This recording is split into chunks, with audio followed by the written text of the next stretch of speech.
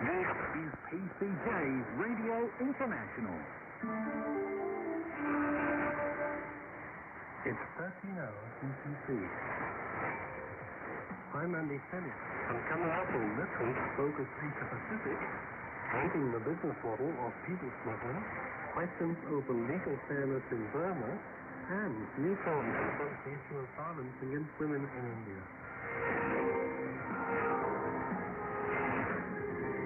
As Australia sets aside more money to pay for the processing of asylum seekers, the Australian Federal Police and the Indonesian National Police say they're caught up with a notorious people smuggler.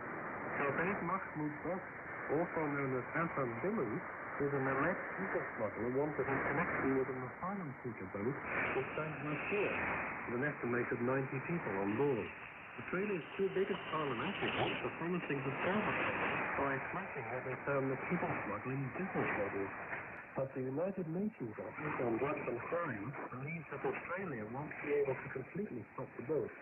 James Glenday reports.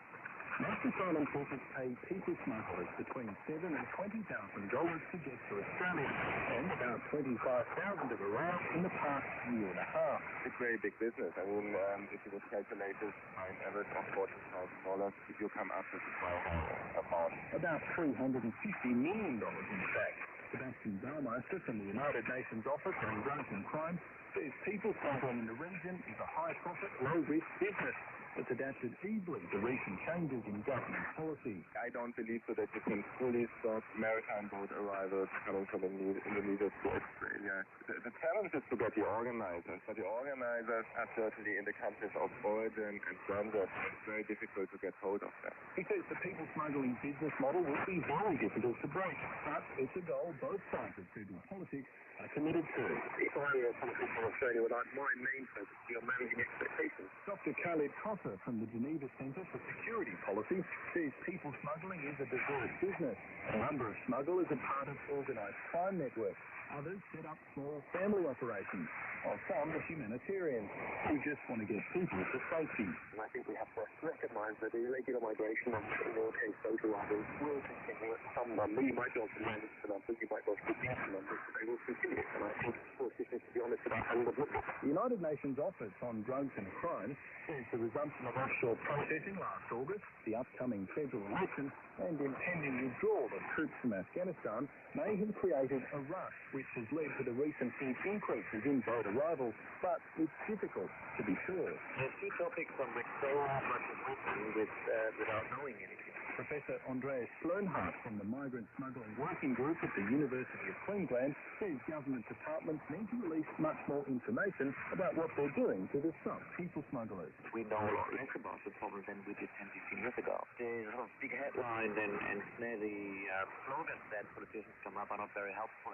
Improving quality of life in source countries such as Afghanistan and Iran is considered the best long-term way of stopping people smuggling. But in the meantime, Chaz Coleman from the Minister's Council on Asylum Seekers in Detention says Australians have to face up to some difficult decisions. I think we do need to look seriously about whether we need to accept there will be a higher rate of arrivals into Australia, how much can we manage that well, and also how to relocation appropriately when they do get here. Calling questions for whoever wins September's election. A court in Myanmar charged 6 women with the murder of a Buddhist monk, which triggered intercommunal violence in the town of Sila in March. 4 days of rioting followed, in which 43 people died, according to police reports.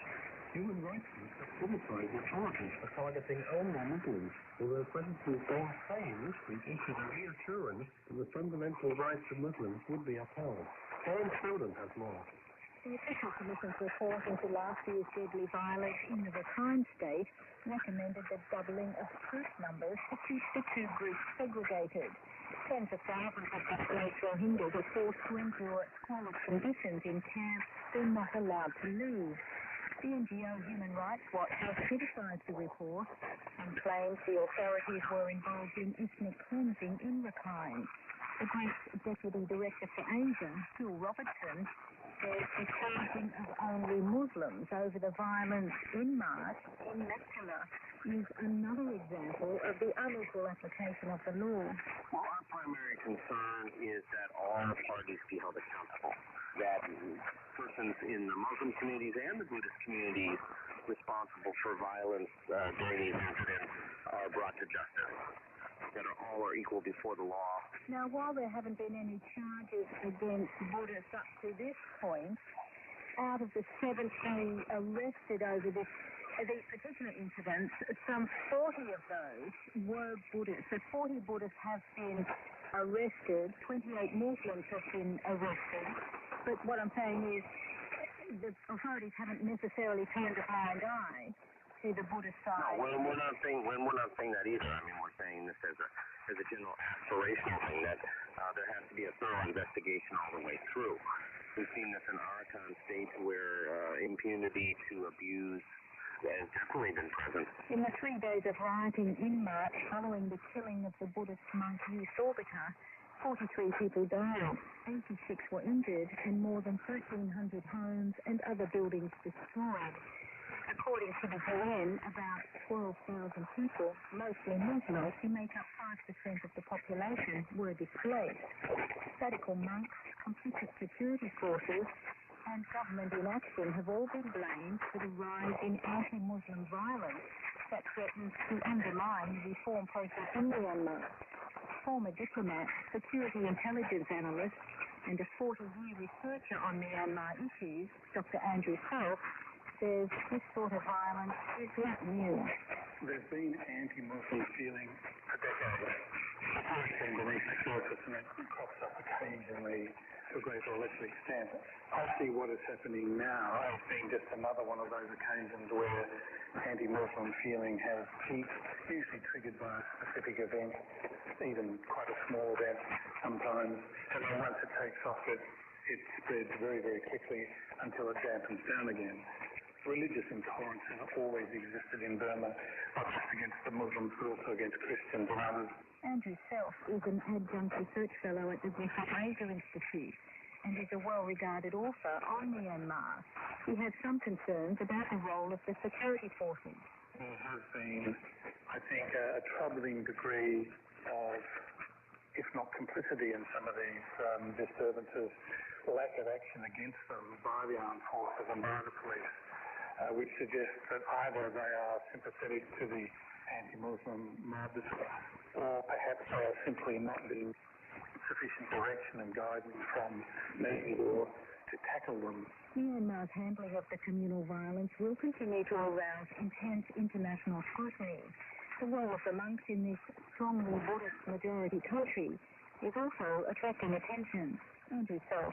At a rough guess, there's about 400,000 monks in Burma, and their views, as far as we know them, range from one end of the spectrum all the way to the other. So when we talk about the monks, I think we need to be a little bit careful not to just sort of brand them as just one homogenous mass.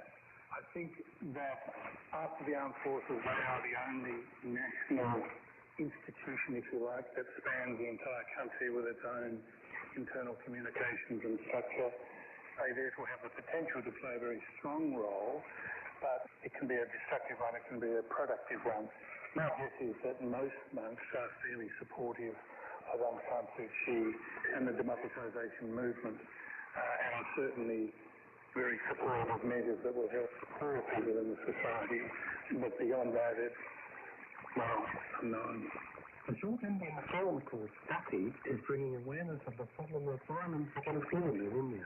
It recently won the top prize at the Indian Film Festival in Melbourne, Australia. The film portrays the ancient tradition of sacrificing widows. Kate Arnold from Australian Network has more. Sati is basically burning. Basically, women are burning. Ladies and friends, I can't imagine a woman's jacket. The flower, it's such a horrifying thing. It was a shocking and brutal practice. Women sacrificing themselves on their husband's funeral pyre. Sometimes they did it willingly out of respect for their husbands. others were made to do it by force. The practice dates back thousands of years, and the term sati originates from the goddess Sati, who sacrificed herself by fire because she was unable to bear her father's humiliation as her husband.